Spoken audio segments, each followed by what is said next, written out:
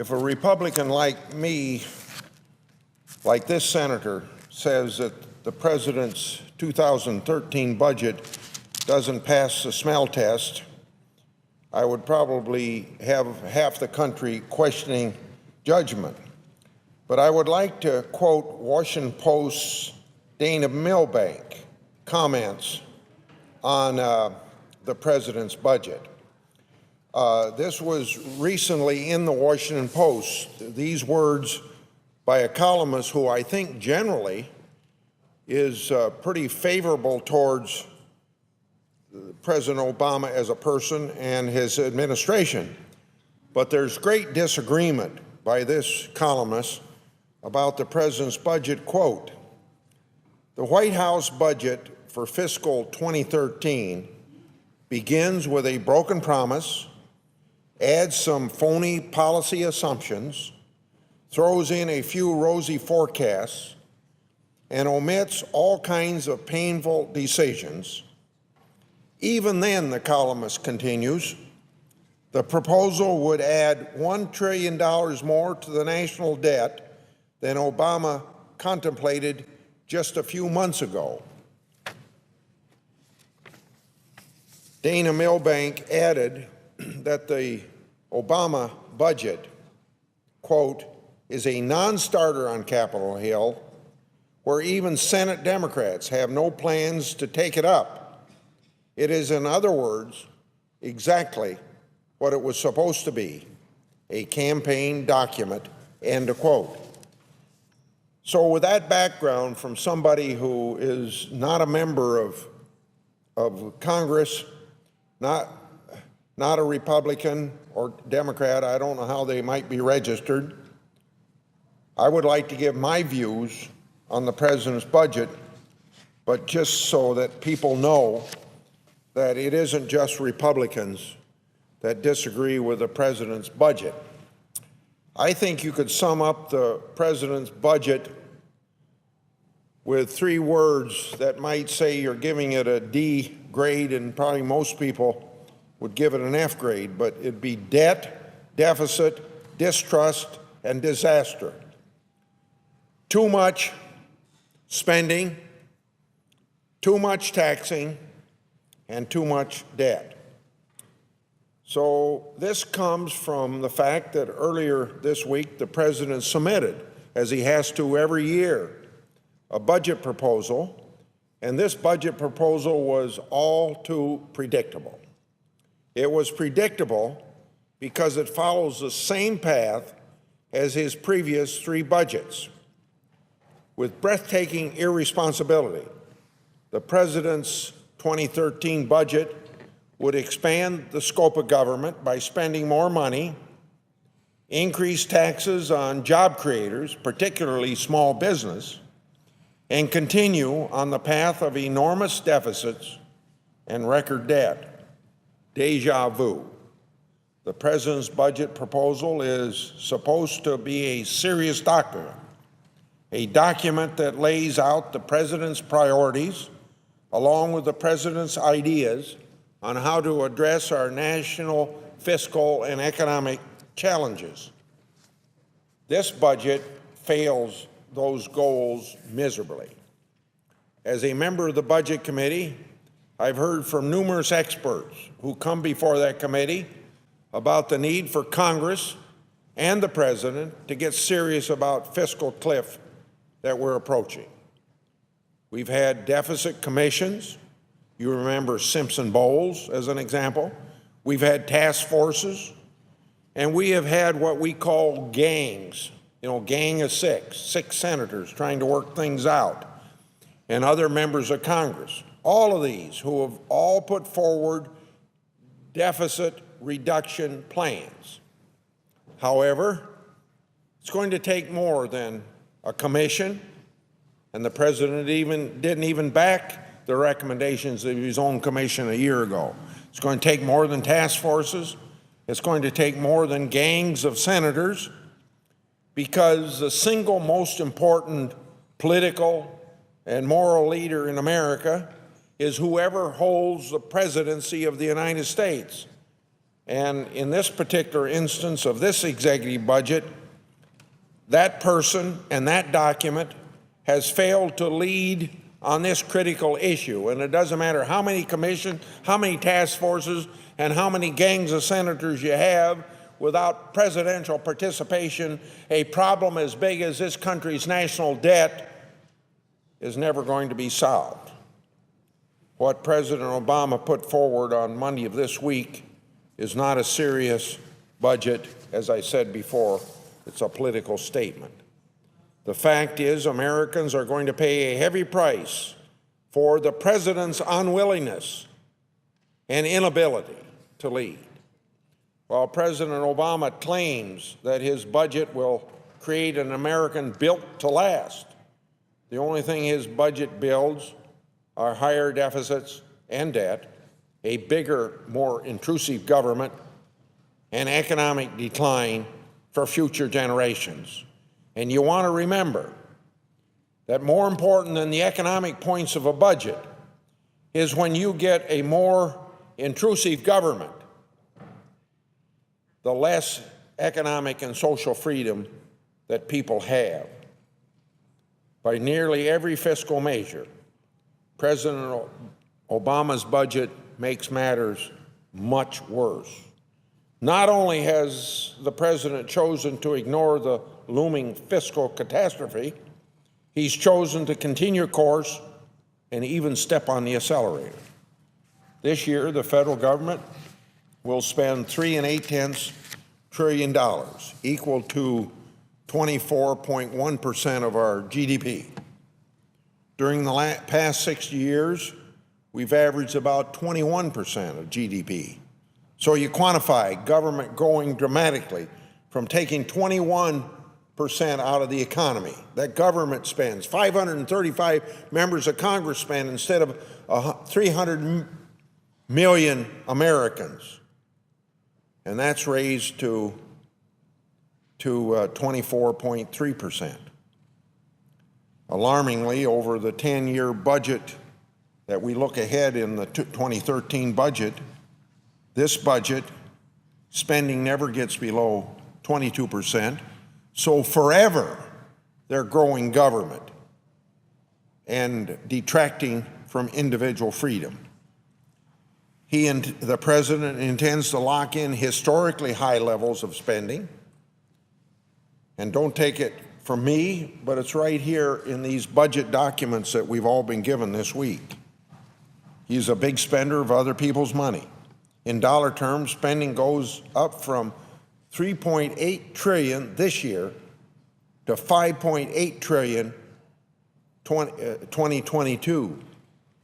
Over a 10-year period of time, this budget spends about $47 trillion, and during that period of time, increases the national debt by $11 trillion. So it's clear that this document that the president gives to Congress under law is built to spend. President Obama's budget is also harmful to our fragile economy because it would impose 1 9/10 trillion tax dollars. And so I always go back to what I thought was a very wise decision that President Obama made about 2 or 3 weeks before he actually took the oath of office. During the campaign, he reminded everybody he wanted to raise taxes. But when he got to being sworn in, he looked at how bad the economy was. And he clearly said it's not too wise to raise taxes when you're in a recession. Well, maybe technically we aren't in a recession. But for the 8 3/10% of the American people that are unemployed, it's not just a recession, it's also a depression for each one of them. So since the unemployment rate stands at 8.3% and the president seems to be just fine this year compared to 3 years ago when he was sworn in, that hiking taxes is not going to be harmful to the economy. It's not going to be harmful to those 8 3/10% of the people that are unemployed from finding jobs. But it is going to be.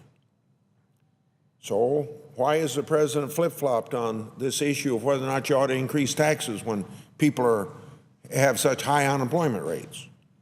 This tax increase will harm the economy and result in fewer job opportunities, particularly among the small business people that create or provide for 25% of the jobs in America and generally create 70% of the new jobs in our economy. That's where it's going to be really harmful. I recently asked Federal Reserve Chairman Bernanke about the prospects of a tax increase and the impact it would have on our economy. He indicated that a significant tax hike could slow the economy, slow the recovery.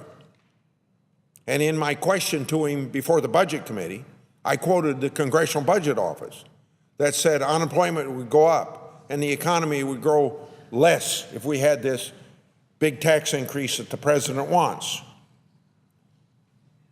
The president has spent many hours speaking about helping our economy, investing in our future, and increasing economic opportunities for all Americans. While he is saying all those things that he's probably sincere about, but at the same time he doesn't put his actions where his words are, because he doesn't allow a pipeline to be built that will create 20,000 jobs right now and 110,000 indirect jobs connected with it. Now, if he gets his wish to hike taxes by 1 9/10 trillion, it will harm all Americans, further prolong this already 3-year slowdown, while growing an even larger, more intrusive federal government impinging upon personal liberties to a greater extent. Maybe the president's purpose is in imposing this huge tax increase as an effort to reduce the nation's debt. And that's probably what he would tell us, and he may really believe that, but unfortunately that's not what he has planned. He wants to spend every dollar. His budget leads to an additional, as I said before, $11 trillion increase in debt, national debt, over the next 10 years. Debt held by the public increases from 74% of our economy to 76% of our economy by the year 2022 at the end of this 10-year budget window. And you got to compare that to the historic average since World War II, and that was just 43% compared to where it is right now at 74.2, going up to 76%. If people believe that President Obama is putting us on a path to fiscal sustainability by tax increases, I'd suggest that they look at the annual deficits over the next 10 years. These deficits never drop below $575 billion and actually go up towards the end of his budget, rising to $704 billion by 2022. This budget puts America on the course of deficits and debt as far as the eye can see into the future.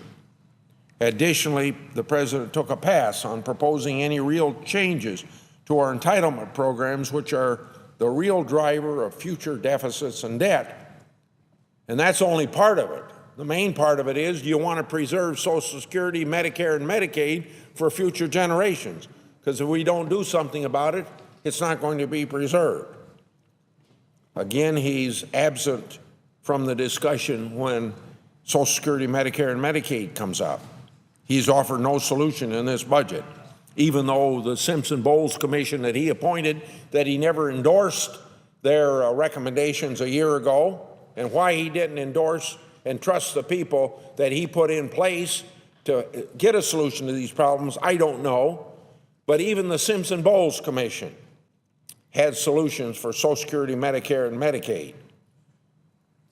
Further evidence that the president has chosen not to lead on these very, very difficult issues. President Obama has spoken a lot lately about the issue of fairness. President Obama believes that this type of budget with higher taxes, more borrowing, and enormous deficits and debt will bring about fairness. If the president is referring to sharing in our nation's economic decline, he's right. If he's talking about sharing in a Japanese-like prolonged period of stagflation, he is right. If he's talking about sharing in an economic collapse like the one going on in Greece, he's right. It may not be tomorrow, but all signs point down the road in those directions, because based upon the national debts of those particular countries and where we're headed. The budget proposed by President Obama will have all Americans sharing in higher taxes, a larger, more intrusive government, less freedom, and deficits and debt that will lead to economic decline for future generations. We all know that the large budget deficit reduces national savings, leading to higher interest rates, more borrowing from abroad, and less domestic investment, which in turn would lower income growth in our country. This will hurt lower and middle class the most. The gains President Obama touts in his budget that he's delivering to the middle class will be dwarfed by the loss of economic activity caused by deficits and debt. This isn't a serious document. It's a political document. As evidenced by how out of touch this budget is, few of my Democratic colleagues have even acknowledged that President Obama even submitted a budget, much less defend it. I hope the Senate will have an opportunity to debate and vote upon President Obama's budget. Last year, we had such a vote. Last year, the President's budget was defeated in the Senate by a vote of 97-0. Not a single member of the President's party supported his budget. So when constituents ask me why you can't do something in a bipartisan way in Congress, and we do a lot in a bipartisan way that doesn't get the attention of the press, and so people are cynical about Congress being bipartisan, but I quote a 97-0 vote about whether the president or whether or not there's bipartisanship, and that's a vote against the president's budget. Every Republican and every Democrat agreed. Once again this year, if we ever get this to a vote, I predict that very few, if any, will support this budget.